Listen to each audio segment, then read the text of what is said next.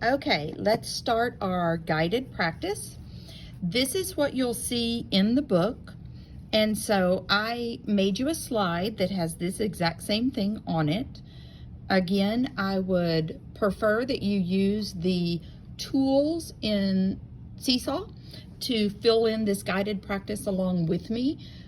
Use the text box and type in your answers, or you're more than welcome to print this page and write on it and take a pic of it to load it to Seesaw so I know that it's been done.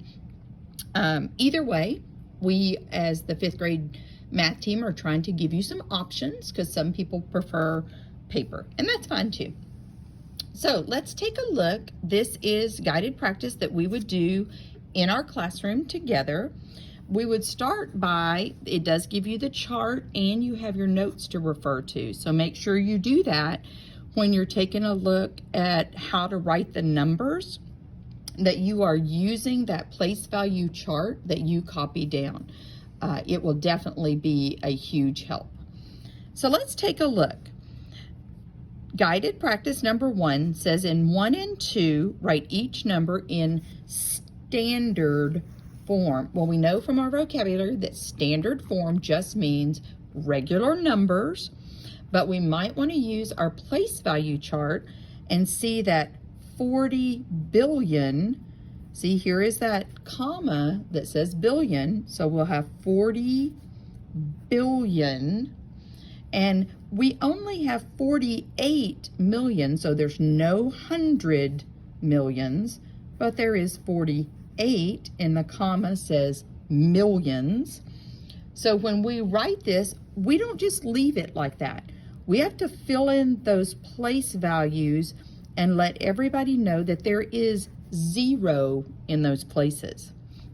So this is 40 billion, 48 million. Let's take a look at the second one. This is 90. Wow, that's a pretty big number, but let's see, it's in expanded form, not word form. So we have to look. Expanded means larger. It's definitely pulled apart larger, expanded, kind of like Miss Knowlton has expanded over this pandemic. Definitely putting on some weight. Okay, so 90, then our comma, but there are only 5 million, so 90 billion, 5 million. There are no thousands. And then there's only 300. There's no tens, no ones. And we just completed that practice for standard form. Here's from words to numbers and expanded to standard form. So let's take a look at this problem solving. Aaron has $200 and Carrie has 10 times. So we know that we have to have 200 times 10.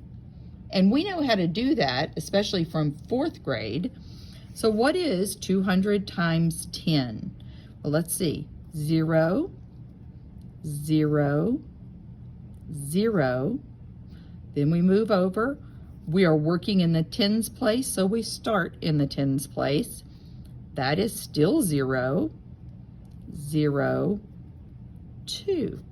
Now this seems pretty easy. Then we just add, and we come up with $2,000 because Carrie has 10 times as much as Aaron. Let's take a look and we'll connect down here with Lewis. He has 10 times as much money as Carrie. Well, we just found out Carrie has that much. So what is 10 times 2,000? Well, we would have to 2,000 times 10. We're getting some pretty big numbers now. Goodness, we're working from the tens place, so we start in the tens place. Wow. Once we do that multiplication, that is $20,000. Wow. Wish I had that handy right now. All right, let's take a look. Now, I know this says independent practice, but we are going to do it together so that this whole page becomes guided practice for you to help when you do your independent assignment in just a few minutes. So in number 5 and 6, it says write each number in word form. So you'll create a text box and you will type in word form. I wish I could do that right now, but I'm going to have to write it in pencil. So I take a look.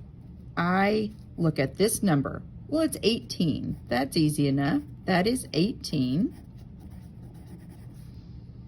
But then there's a comma, and that comma says something. What does that comma say? 1,000. So that's my 1,000 place. So 18,000. And then I just have this number.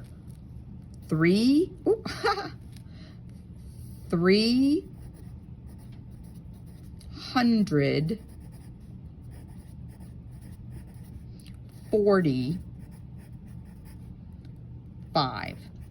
Notice I did not say 345. There's no and. And is used for our decimal place, so we have to make sure we say 18,345. It is not 18,345. You'd be surprised. Listen to some folks